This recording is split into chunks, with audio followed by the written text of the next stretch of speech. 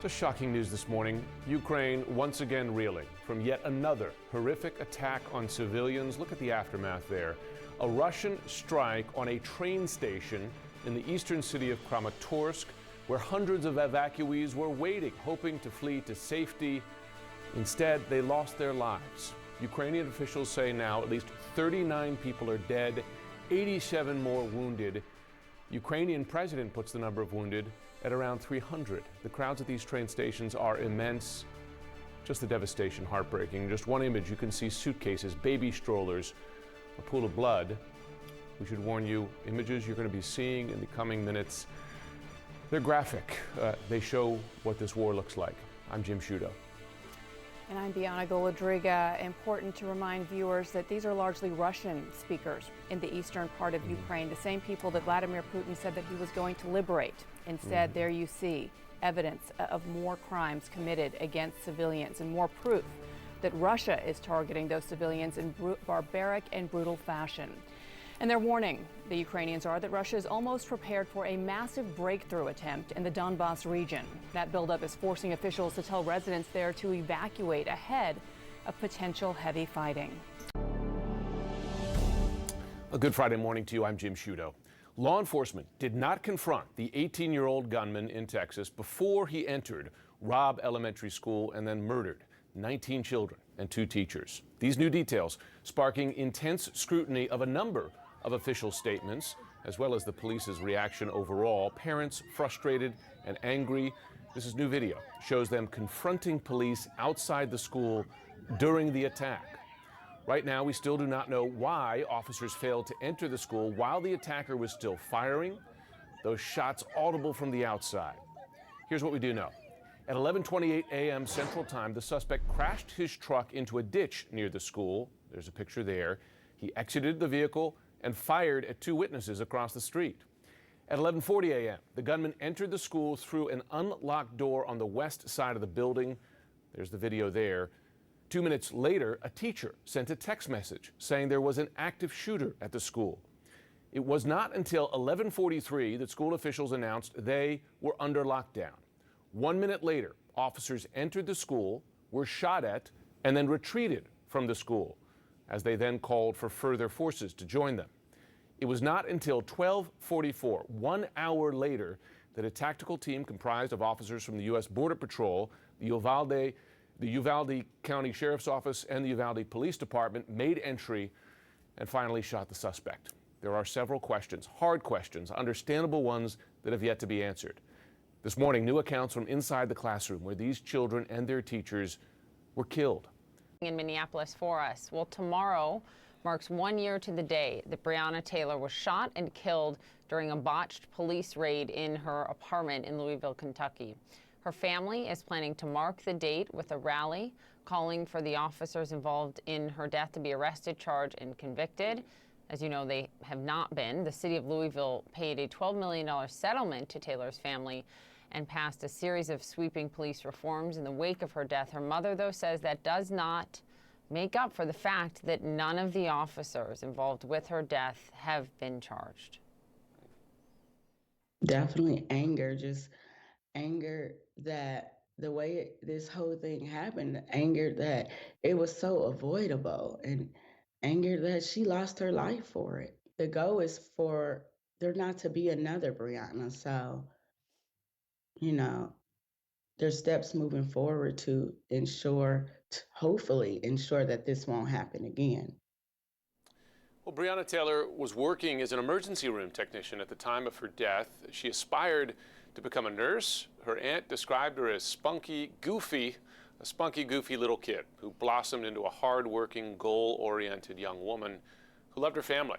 Taylor was just 26 years old. We'll be right back.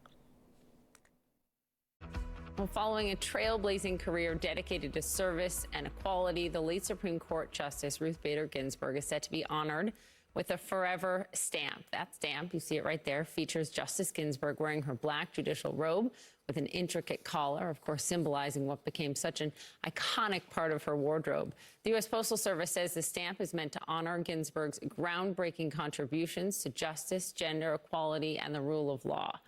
Justice Ginsburg spent her life fighting for equality and believing it changed the story. Here she is during her confirmation hearing. This is 1993.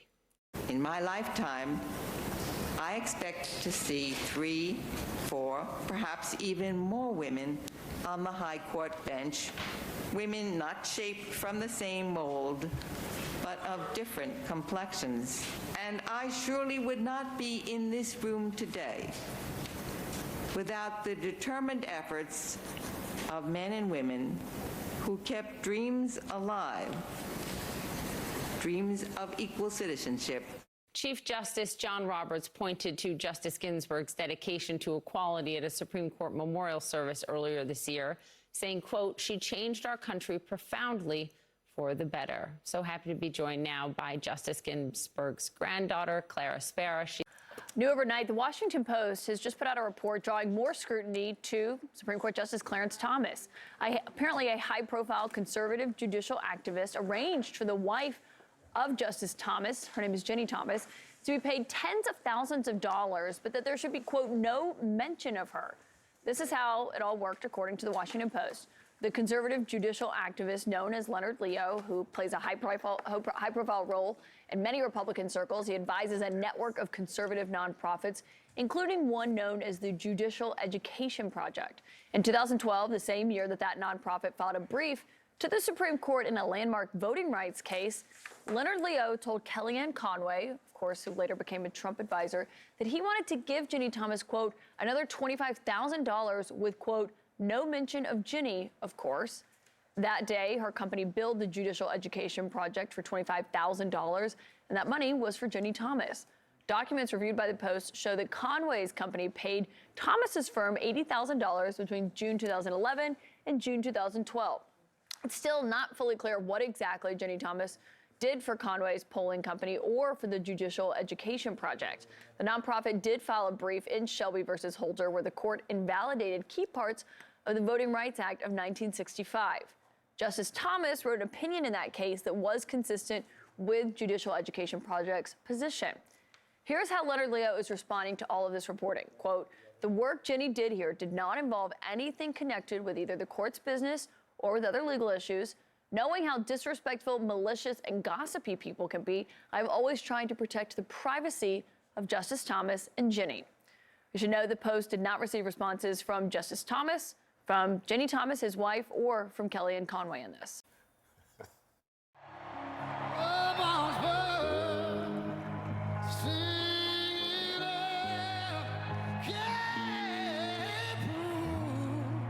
Did you catch that moment? That was Philadelphia Eagles head coach Nick Sirianni with tears streaming down his face during the national anthem. There would be no tears of joy for the city of brotherly love after Super Bowl 57. Kansas City Chiefs quarterback Patrick Mahomes earning MVP honors as he led his team to a 38-35 win. Mahomes became the first black quarterback to win multiple Super Bowl titles as he led his team to a night of epic celebrations. I'm going to Disneyland. Patrick Mahomes.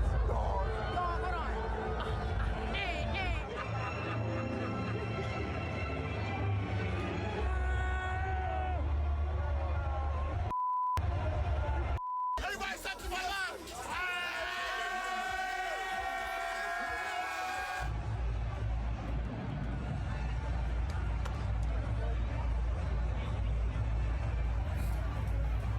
Now, that was a nice moment. That was Patrick Mahomes and his dad, Pat Mahomes, Sr., embracing after the historic win. WNBA star Brittany Griner making an appearance at the big game with her wife, Sherelle. But they ended up on the losing side as they were rooting for the Eagles. Donna Kelsey was rooting for touchdowns, and she got her wish. She was cheering on both of her sons from the stands as she sat between NFL Commissioner Roger Goodell and Damar Hamlin.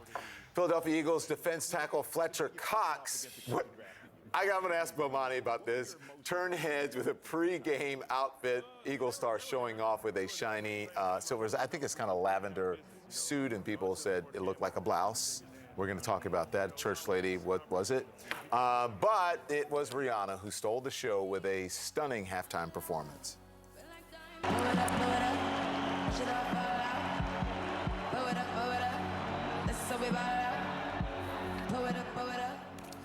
Rihanna's partner, A$AP Rocky, could not contain his excitement. The rapper was caught in the crowd enjoying the show like the rest of us. There he is, partying.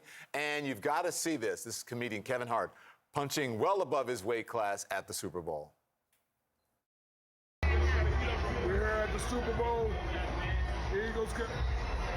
At any time you can get straight bangs on your nut.